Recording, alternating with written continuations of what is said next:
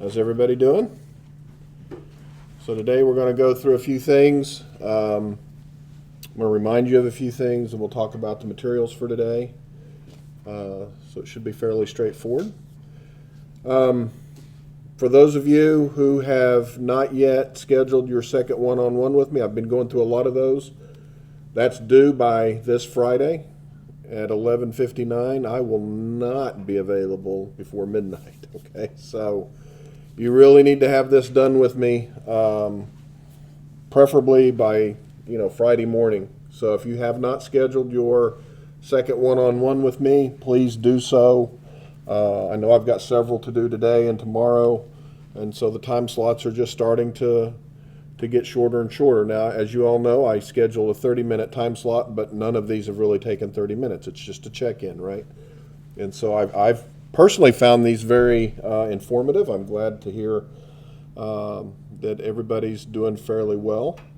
But what I will say is we're getting to that point in the semester where a lot of students start to lose steam. And faculty members start to lose a little steam. We're past midterm. We're kind of at the over the hill area, and it seems like in the semester when you're over the hill, you don't just glide down. It's kind of hard. It's like an uphill battle almost, right? So just want you to keep in mind that you got to push through this because there's still plenty of time, of course, in your class to get more points and do well in whatever the class may be. There's also plenty of time not to do well, right? So this is one of those places where there's still a significant amount of work and credit and points and whatever you want to call it that's still available in the semester, and you're starting to kind of run out of steam. So whatever you all need to do to regenerate your batteries and energize, you need to go ahead and do it. If that means taking a little bit of time for yourself, a few hours here or there to relax, certainly you need to do that for your well-being and to charge your batteries, so to speak, so that you can push through to the end of the semester. You all know in this class, when we go home for Thanksgiving, this class is over. This class, I have not scheduled a final exam. That gives you time in whatever this final exam slot would have been to study for your other classes, and that's why I don't schedule a final exam for this class. I don't see the point in it, and for this type of a class, that's just not what we're here for. So you will have some additional time during final exam week for you to prepare for your other exams because of this class not having one. So in terms of grading, I have not yet graded your resubmission of your personalized semester by semester guide. I apologize for that. But note that that's just getting points missed back, right? So it's not going to count against you. I will get to it, I promise. I'm trying to keep up.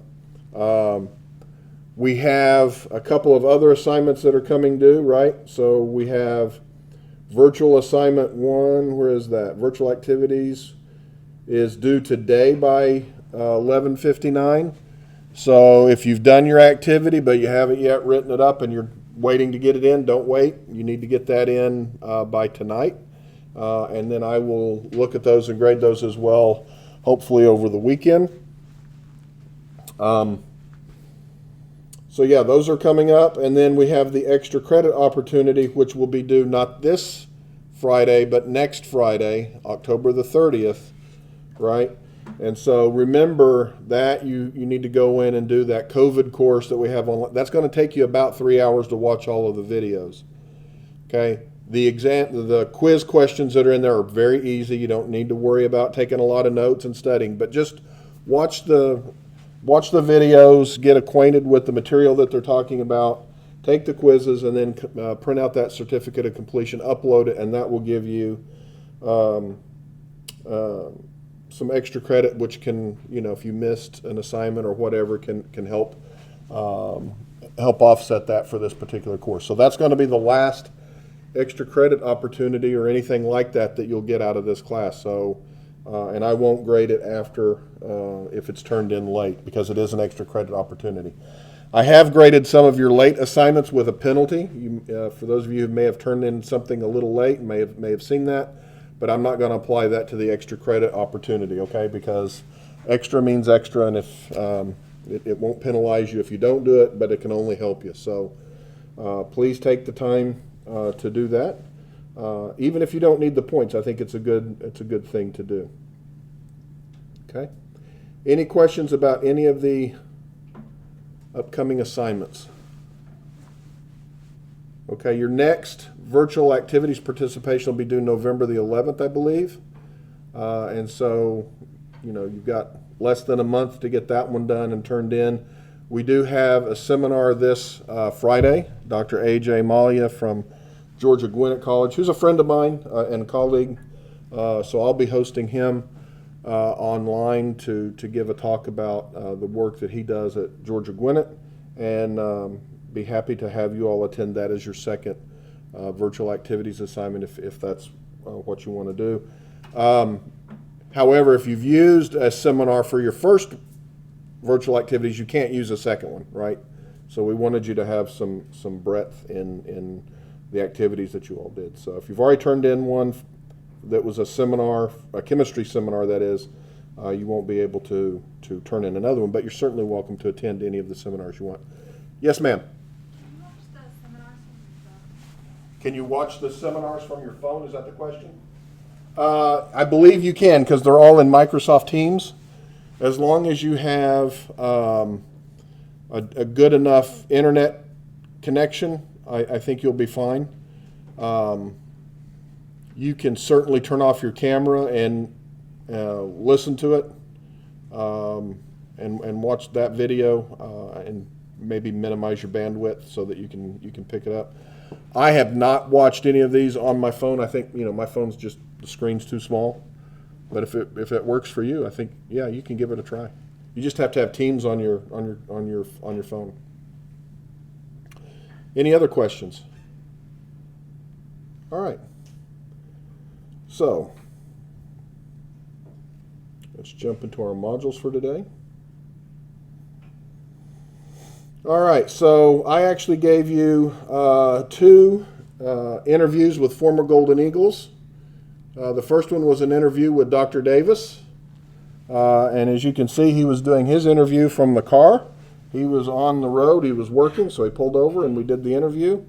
So I want to thank him for taking time out of his busy schedule to do this. And so Dr. Davis was a Golden Eagle here quite some time ago. And then went to, where did he go? Where did he go do his PhD work? Yeah, he went to Texas Tech, that's right. And so he went to Texas Tech and still studied inorganic chemistry, came back to Mississippi, and does he do any chemistry now? No, he's an education consultant, right, for a company.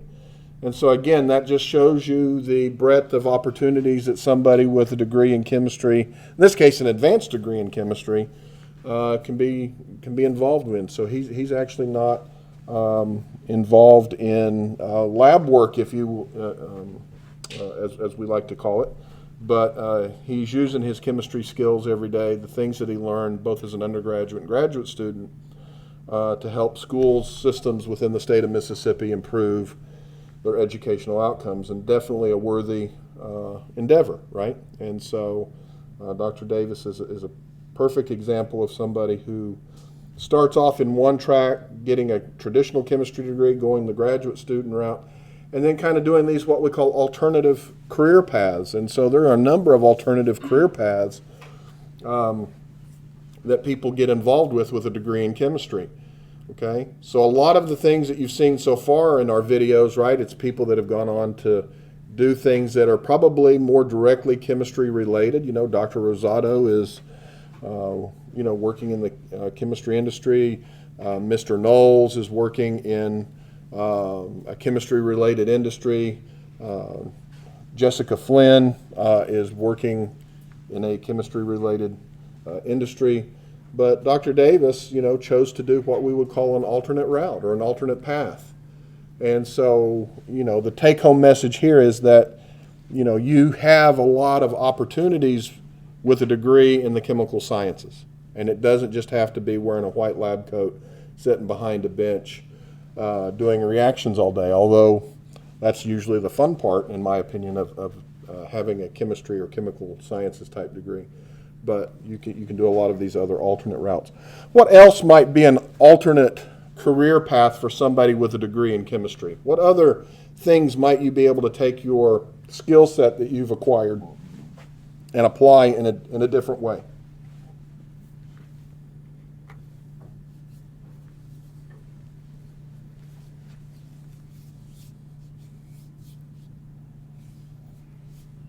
What other jobs might use those skill sets?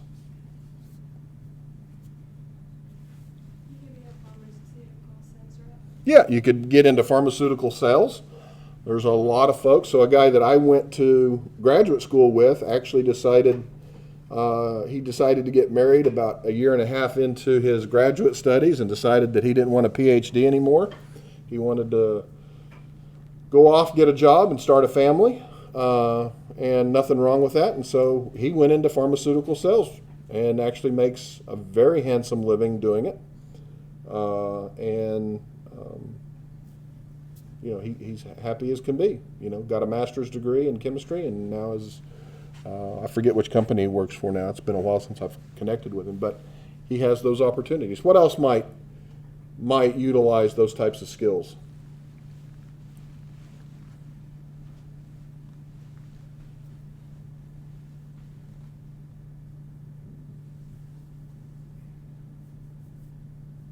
Take a stab at it. Forensics, yep. So forensics is another option. Some might not consider that an alternate route because you could theoretically be at the lab doing a lot of chemistry. And so you might think of that as a more traditional route. But certainly forensic science is a perfectly valid career path for people with training in the chemical sciences. Mac? Agriculture, you could be in the agriculture industry. You could be directly in a chemistry-related field in agriculture, but you also might be on a policy side for agriculture, right? So policies involving pesticides, hormones, antibiotics, all of those types of things. So you might find yourself at something like the Food and Drug Administration or the USDA and have some type of agricultural bent. Food science? Food science is certainly an option. Typically, if you're going to go into food science, you would probably take a bachelor's degree in chemistry or biochemistry and then go on and get a master's or PhD in a bona fide food science program. And there are plenty of good food science programs around the country where chemists have gone and gotten a degree and then gotten into these big food companies working in their laboratories. And so you could imagine that you would need an interdisciplinary type of education there, right? You would need not only chemistry, but probably biology, microbiology, those types of things. Anything else? If you like to argue and debate, a lot of people with chemistry degrees go on and study law and become lawyers. My postdoctoral advisor's son got a master's degree in chemistry and then went to law school, and the last time I heard anyway was a hotshot lawyer for Google. So he was a patent lawyer for Google. And so the training that he got in chemistry and in technology in general applies to this type of technology company where he's doing their patent work. Similar to that is a lot of people, a lot of chemists end up being politicians too, which is interesting. Like the current leader of China was a chemist. Yeah. And Merkel in Germany, I believe, was a chemist as well. Yep, or is. I don't think you stop being a chemist just because you become a politician. I believe she was actually a physical chemist, if I remember right. I could be wrong about that. But yeah, so any kind of field where you actually have to consume information and process that and draw conclusions, this type of a degree, this type of training can be very useful for you, whether it's politics, whether it's being a pharmaceutical rep. There are a lot of opportunities for students that are what we call, again, the alternate pathway, because we typically think of somebody going and getting a chemistry degree, going to graduate school, going to medical school, or becoming a practicing chemist in a laboratory, like I said, wearing a white lab coat doing experiments. And so, but you're not limited to that. That's my point. I knew a very fine lady at Vanderbilt when I was there as a postdoc. She was our chemistry librarian. She actually had a degree in chemistry. She had a degree in chemistry. She had a love for books. She had a love for reading and that type of stuff. She went and got a library science degree and became a scientific librarian. So working at a university, taking care of the scientific collections, all of that kind of thing. So there's a lot of people that will get these types of degrees and go into things like information technology and other types of programs. And if you really want to know more about those things, you can certainly reach out to me and I can try to get you in touch with people who can tell you more about that. I went the traditional route. I did my undergraduate, I did my PhD, I did a postdoc, and now I'm here. I've stayed in academia for a long time, and so for me, that's what I know, and if that's what you want to do, I can certainly help give you some advice in that, but I certainly cannot give you good advice in terms of, I want to get a chemistry degree and then I want to get a library science degree and I want to become an information specialist in an industry. I would need to get you in touch with people, but I can certainly find people to get you in touch with. So, the take-home message again is that there are a lot of career opportunities for those who want to do something a little unique. You are not limited there.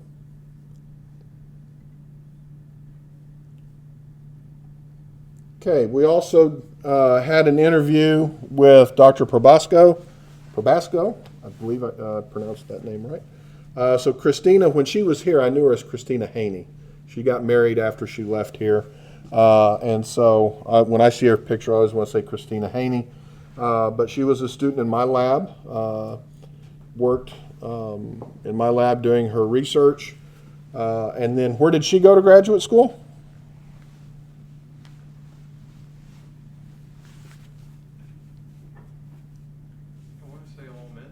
Not Ole Miss, no, but she went to Alabama. So she went to the University of Alabama, where she recently graduated with her PhD, and I mean very recent, within the last few months, and is now working as a project leader for Thermo Fisher.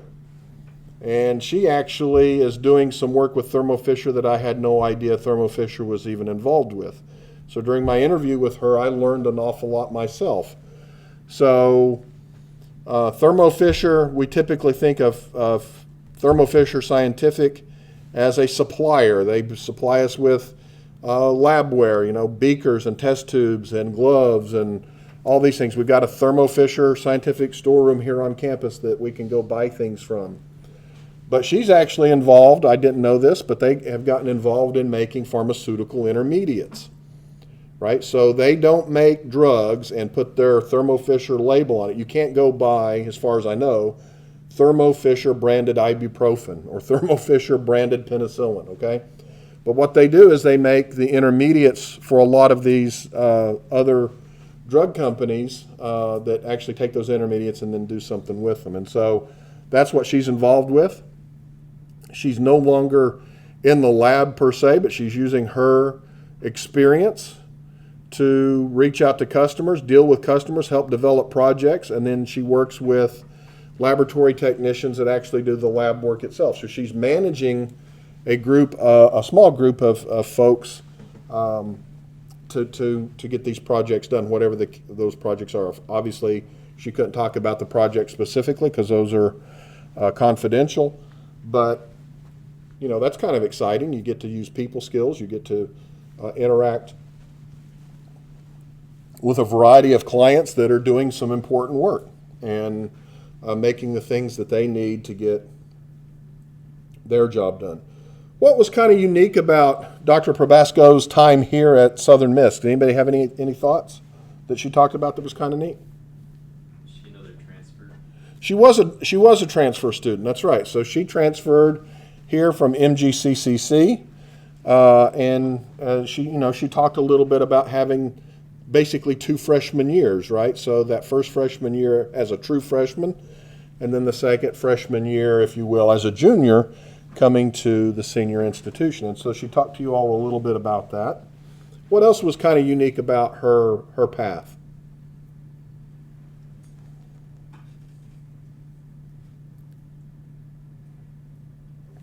Well, she started out like by not liking chemistry at first, and then Yeah, that's right. I mean, when she was younger, right? Not that she's old, but when she was younger, she certainly was probably not on track to go the chemistry route, and then something happened, right? She got a teacher that inspired her to think about chemistry, and then she went down that path. And I would argue has done very successful. What else did she participate in while she was here? Well, at first I was going to say she also started planning to be a licensure major. That's right. Changed to ACS. Yeah, so she originally thought she was going to be a science teacher, right? That's another route that people with a degree in chemistry can certainly do, and we certainly have a chemistry licensure program. she participated in the Monroe scholarship. What was it? Oh, okay, yep. So she was a McNair Scholar. That's right. So she was a McNair Scholar here, and we have a McNair program, still an active McNair program that many of you I would encourage to think about. And so McNair is a program that is designed to get more and more first generation students, people of color, that type of thing, into the pipeline for graduate school. So if you're thinking about graduate school and you meet the criteria, I highly recommend you consider our McNair program. Our McNair program is actually housed over in the graduate school, oddly enough. And I say oddly enough because undergraduates typically don't think of, I'm going to walk over to the graduate school. But the reason it's paired over in the graduate school is because, again, it's to build a pipeline for people into graduate school. And who could better help develop that pipeline for you than people that deal with graduate education every day? That's why it's in the graduate school, okay?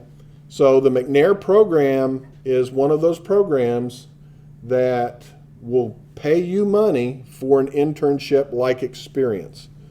So a McNair Scholar, just to kind of give you an idea of what Christina went through, she was a first-gen student.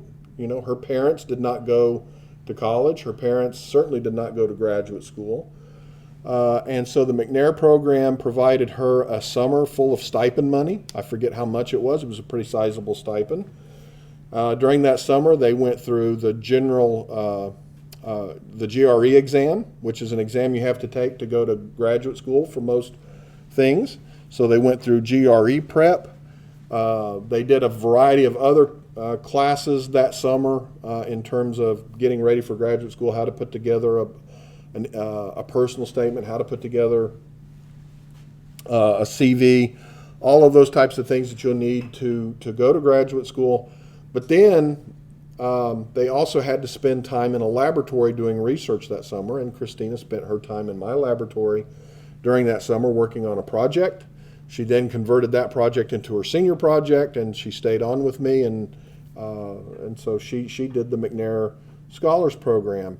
Another benefit for her being a McNair Scholar was that the University of Alabama offers scholarships for graduate students who were McNair Scholars. So again, it's an incentive to go to graduate school. I don't remember what all the benefits of that particular scholarship were at Alabama, but it was basically she made a little bit more money than the typical graduate student because she was a McNair Scholar. So if you're thinking about going to graduate school, if that's something that even remotely intrigues you and you're thinking about, and you meet the criteria, I highly recommend you go to the graduate school's website, look up McNair, and reach out to them and get in touch with them about participating in that program. For a couple of reasons. Number one, if you end up going to graduate school, I think there's a lot of benefits. But two, I think it's going to give you an opportunity to determine whether or not you really want to go to graduate school. Okay, so that summer you spend a lot of time doing a variety of different things that will get you kind of a flavor of what graduate school might be like. And I think it's important to know whether or not you think graduate school is going to be for you before you do it, because it is a commitment of 4 to 5 years. And while graduate school in the sciences, you get paid to go to graduate school. You don't have to pay tuition for the school, and you get paid a modest stipend that you can live on. You're not going to get rich, but you end up getting your education, your advanced education, basically at no additional monetary cost to you. And so that's another benefit, I think, of the sciences over some of the other disciplines at a university, is that graduate students in the sciences typically do fairly well financially. If you go talk to graduate students in other disciplines, in the humanities, in the arts, in the social sciences, they have to vie for a limited number of teaching assistantships that are typically not as well paid as the research assistantships are in the sciences. So again, another financial reason to think about that. Any questions about any of that? I'm doing an awful lot of talking this morning. So, okay.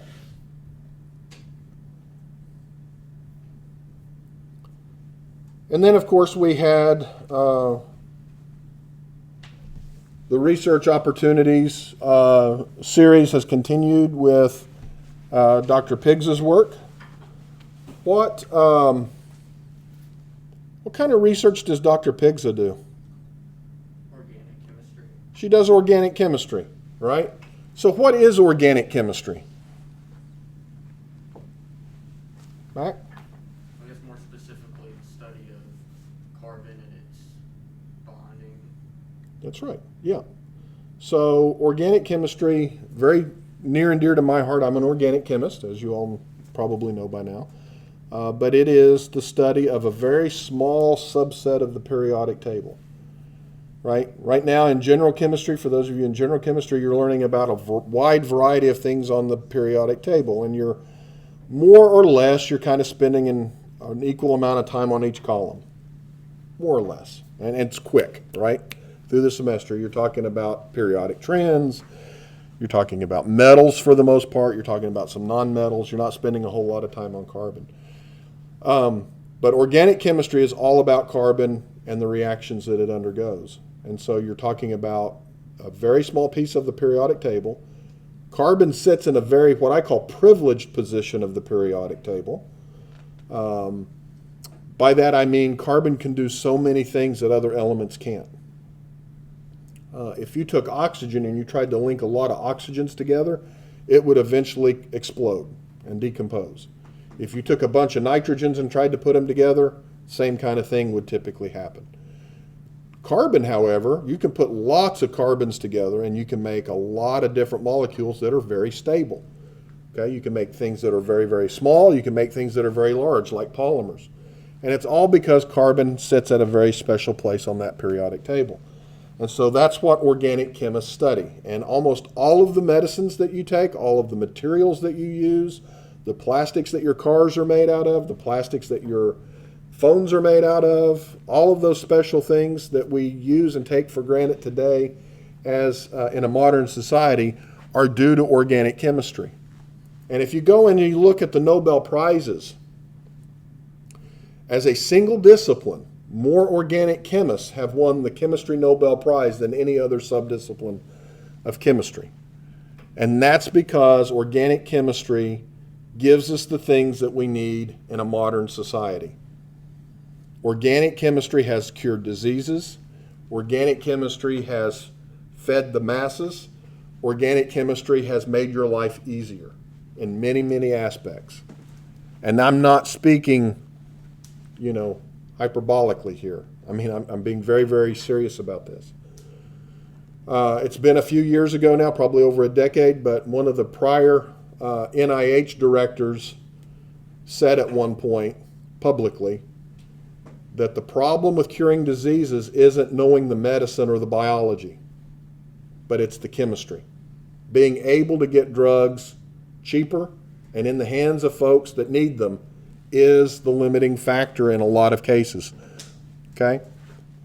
And so we could debate whether that's true or not, but I would, given the source, I would say that it's probably pretty true. And that's why the National Institute of Health actually puts quite a bit of money into chemistry research, because they know taking things from a medical laboratory setting to something that is what we call druggable and deliverable to a human to cure a situation requires an extensive amount of chemistry. And so that's kind of what Dr. Pigza contributes to, right? She's looking at new reactions, new ways to make molecules.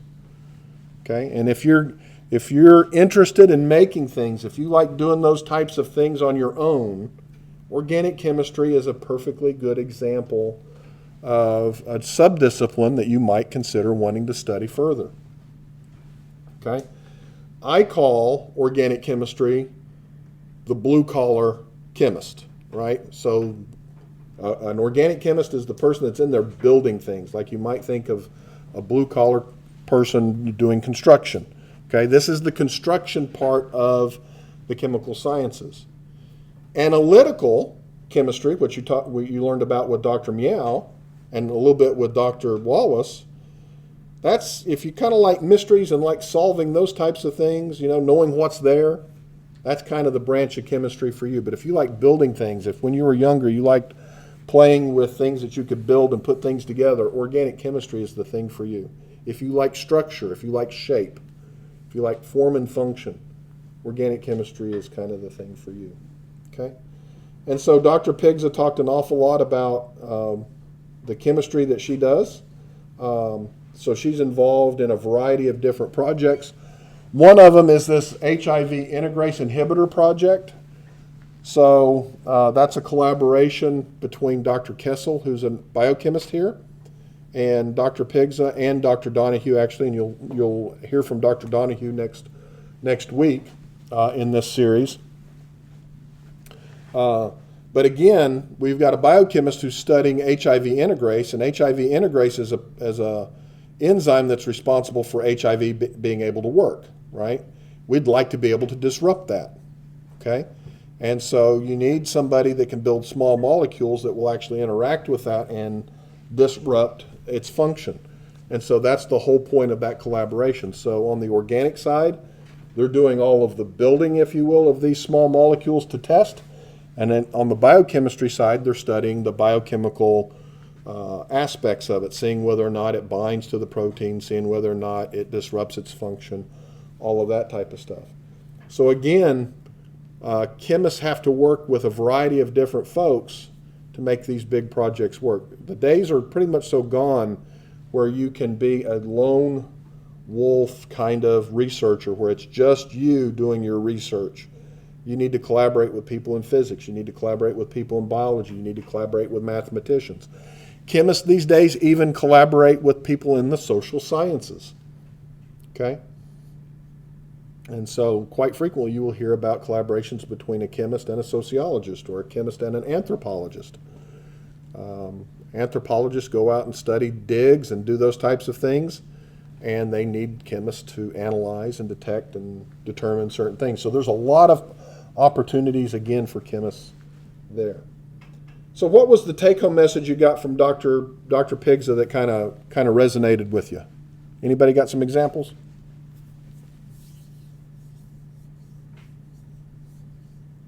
Damien? I just, one thing that when she talked about, we learned how to use like a lot of different skills and like a lot of different machinery in her lab, and that just really hit me like how much you can learn just like in one lab or what all you can do. Yeah, that's right. So in organic chemistry, you have to have a varied skill set, and I would say that that's not universally the case across all chemistry subdisciplines. In organic chemistry, you need to understand how to do things like NMR, various spectroscopies. I know I'm using words right now you may not know. It's okay. Those are skills that are transferable to a variety of jobs. Whether you end up doing that type of research ever again, you will acquire a set of skills and problem-solving skills that you will be able to apply to a variety of different professions. So yeah, an organic chemist has to know how to make molecules, they have to know how to make them pure, they have to know how to determine their structure. All of those things you have to know as an organic chemist, and so there's definitely a skill set there that will translate into a variety of different opportunities for students. As an example, one of my favorite techniques is called mass spectrometry. You don't need to know too much about that right now. But it is a skill that is highly sought after in industry. So I acquired that skill as a postdoc and used that skill here. But everybody that I was in that lab with when I was a postdoc 16 years ago, who acquired those skills today makes a salary over $100,000 a year. Okay? In industry. They make six-figure salaries because they have that skill. They have the ability to go and perform mass spectrometry experiments in the pharmaceutical industry and in these various industries that they work in, and nobody makes under a six-figure salary. Okay? It is a very specialized skill. It is a very sought-after skill, and as you all know, supply and demand determines pay rates. And so fewer and fewer people, for whatever reason, have not or have gotten that skill, but the demand for that skill has grown over the last couple of decades for sure. And so forensics is always needing that skill, pharmaceutical industry is needing that skill, all of the chemical industries pretty much are needing that skill. So they're, again, what I'm telling you is that these skills that you'll acquire in an organic type lab are marketable. They are more than just academic types of skills. Did Dr. Pigza say when she would like to consider students for the most part? At what point in their education? The second semester of organic. Yeah, typically that's what she would like for people. If you're interested in doing this type of research, I highly recommend you reach out to her. But she really wants you to have some type of organic experience, classwork before you come and work for her, just because you kind of need to know what she's talking about, and you got to have that foundational kind of information. But having said that, that does not mean that you can't reach out to her now and start making that connection. And so I highly recommend you reach out to Dr. Pigza to discuss with her any research opportunities that may be coming up at that point. So if you're in Chemistry 107 right now, next semester you'll be in organic. You could, in theory, start doing research with her in the summer, perhaps, right? That might be a possibility. So, and the summer's not that far away. So, keep that in mind. If you're in Organic 1 right now, I know there's a few of you that are in Organic right now, you would be able to, get into her lab sooner than some of the other folks in the room right now, okay?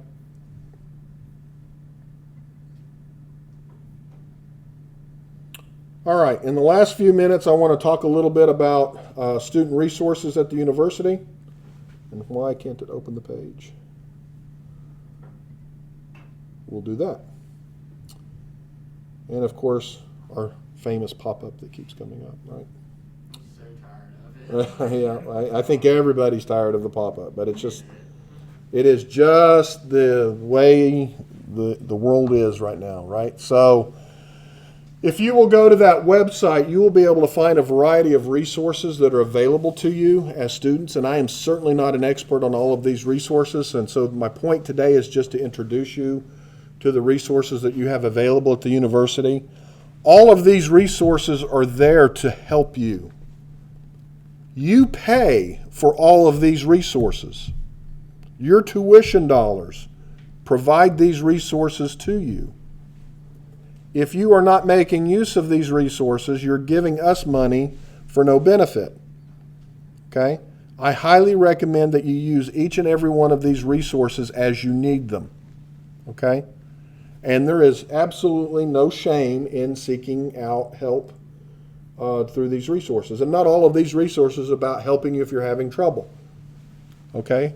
Some of them are about enhancing your success.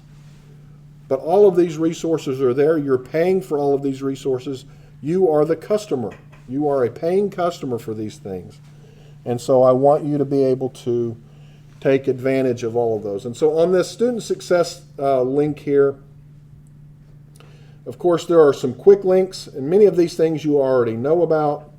You already know how to use your email, and you already know how to use Canvas and SOAR. right? You can find the people directory. You can find an events calendar. You can find the academic calendar. You can find information on universities' libraries. You can find this thing called CARES. Okay? This is where you can report a student concern. Faculty probably make more use of this than students. So if you ever get reached out to by CARES, know that somebody took the time to care about you. Okay, no pun intended there.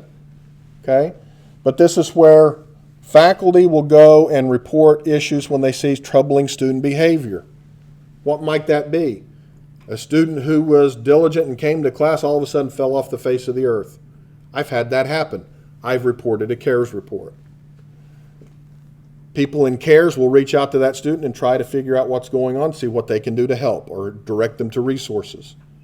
Sometimes it's as simple as, well, something happened in the family and I've had to deal with X, Y, and Z for the last couple of weeks, and they've helped them deal with that.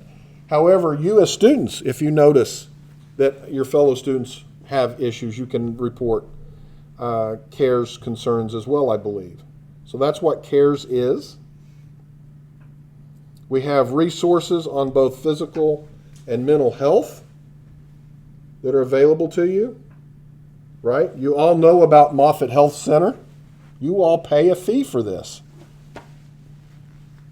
I'll tell you a dirty little secret. Moffitt Health Center is where I go first for all of my health needs as well.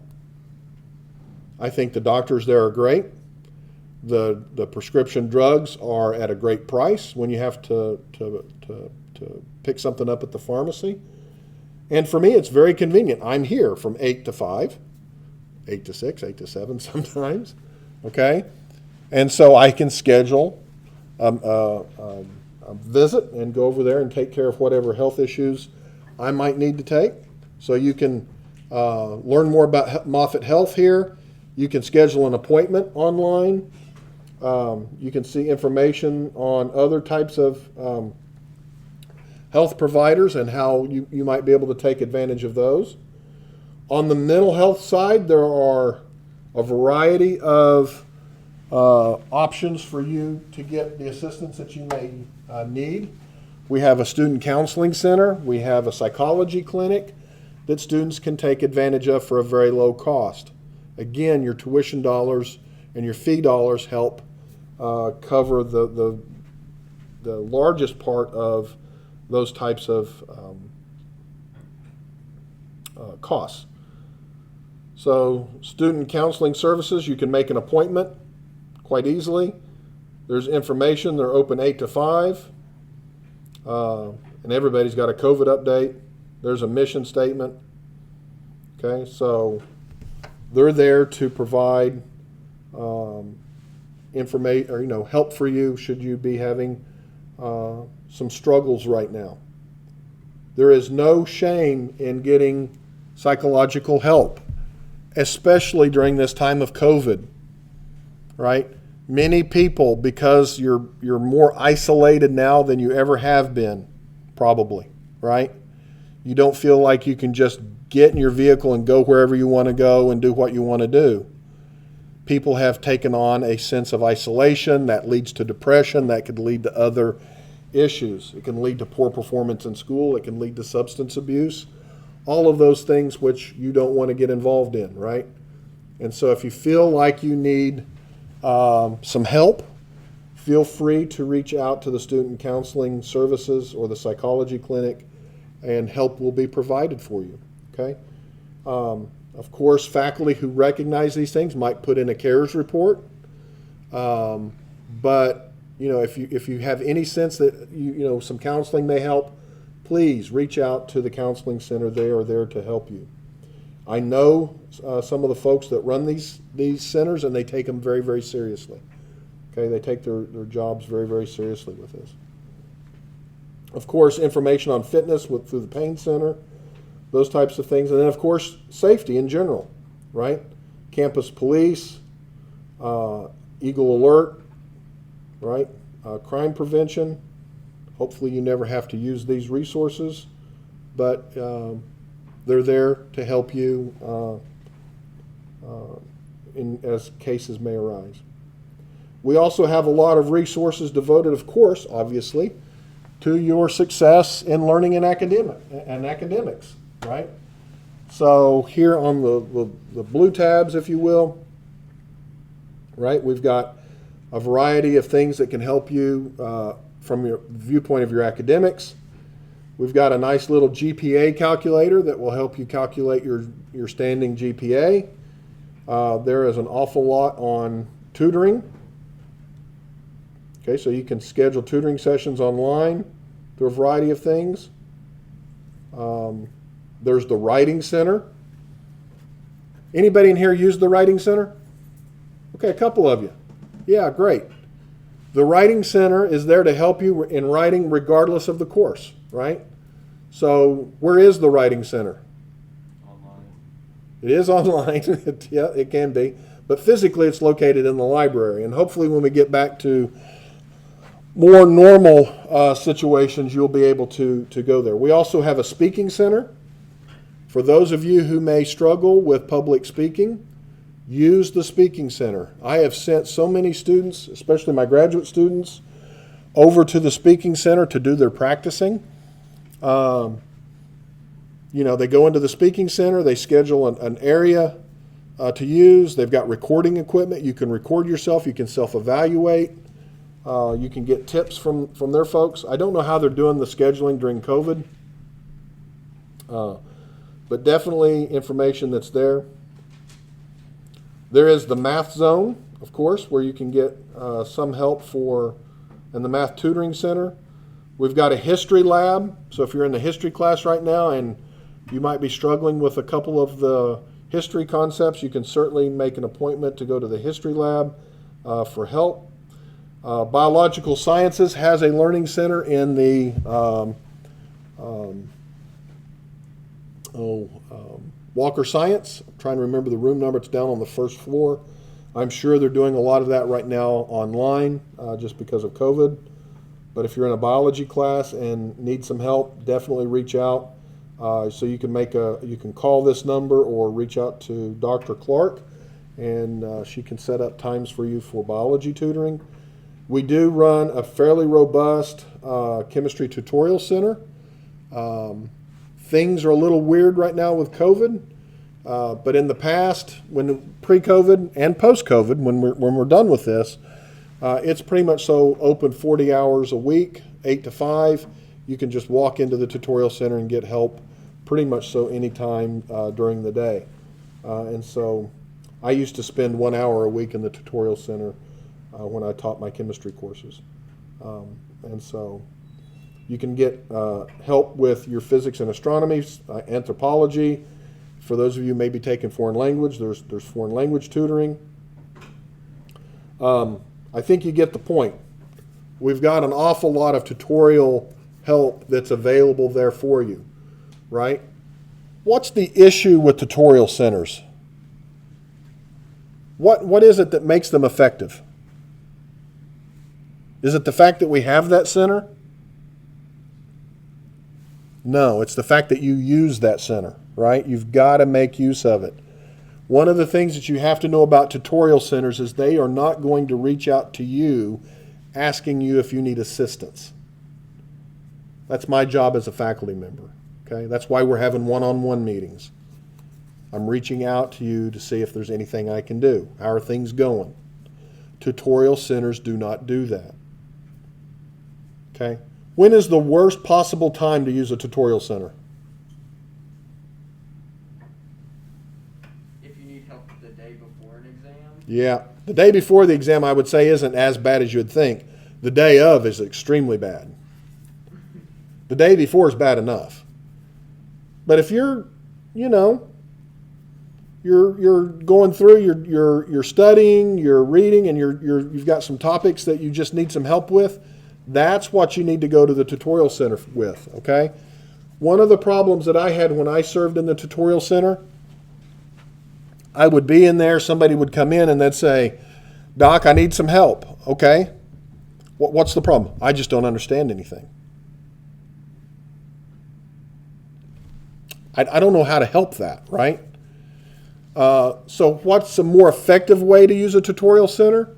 The more effective way to use the tutorial center is to try to work the problems or whatever the concepts are on your own and bring those to the tutorial center.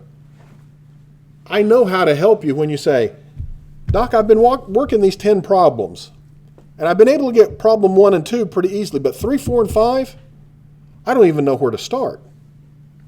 Now I've got a sense of the topic that you're struggling with. I know how to show you where to find information about it in the book. And I always tell students to come to the tutorial center with all of their materials. Because one of the things that I'm going to do if I'm in the tutorial center is I'm going to teach you how to use your materials. I can't tell you how many times I've had students come to the tutorial center and I say, okay, well, let me see your book. Oh, I don't have a book. Well, how are you studying? Well, I'm just looking online. I'm trying to find. So you're struggling an awful lot trying to just find material when in fact you could have bought the book and would have had all of the material. Or I've had situations where people have come in and actually had the book and I opened it up and you know what a new book sounds like when you open it? And you open it and it goes crack. There's a problem, right? There's an issue. And so I will spend some time in the tutorial center showing a student how to actually use their book. Now, I know that sounds silly to you all, but a book, especially a textbook, is not about starting on page 1 and reading to the end of the book. There are these little insets. There are these example problems. There are these little things in the margins that are pointing to things that are important. And how you use those materials is very, very important.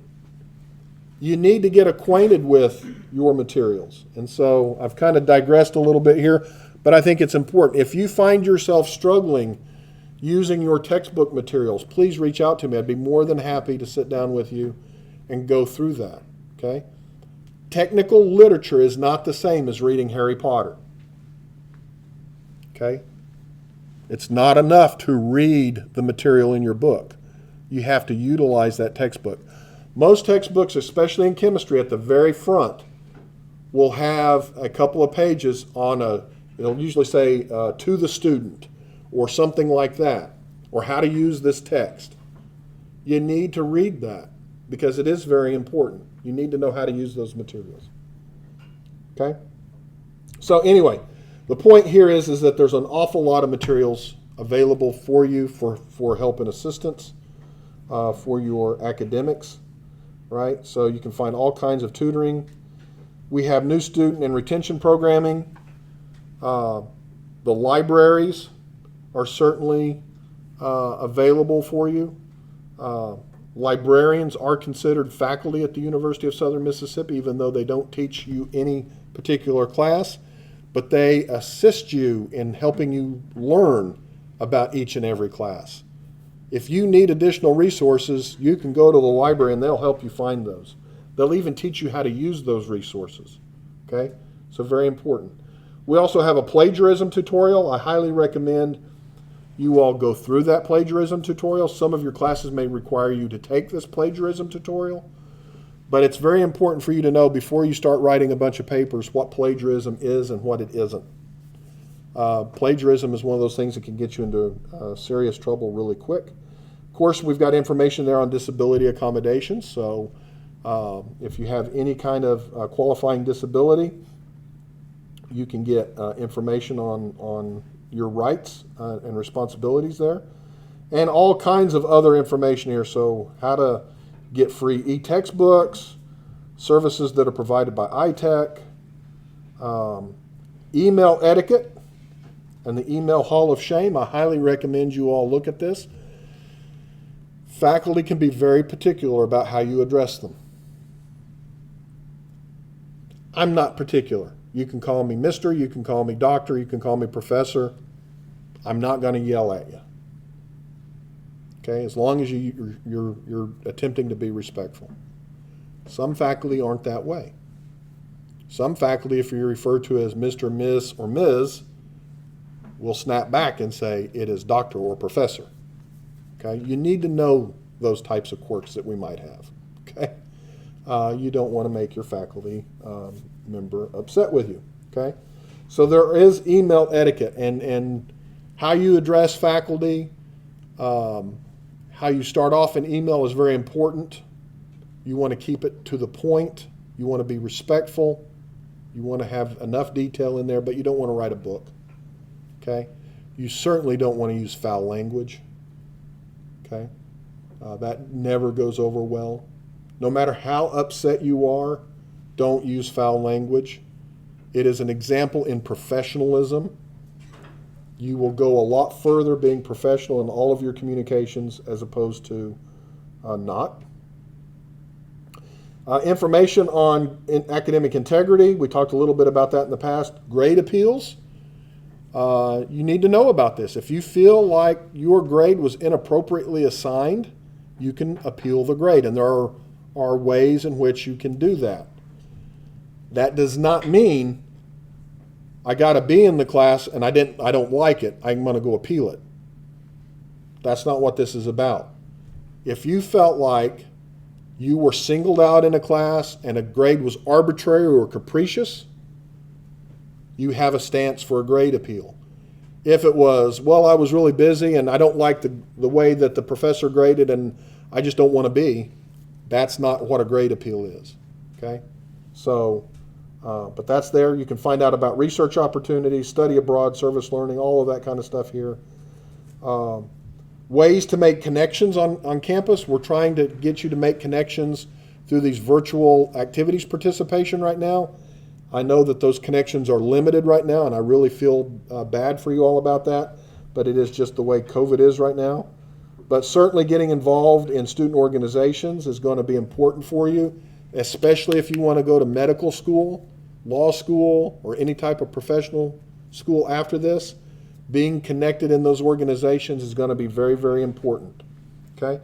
And of course, other types of resources on diversity and inclusion and student life, all of that there. You can find all of those resources that we have available.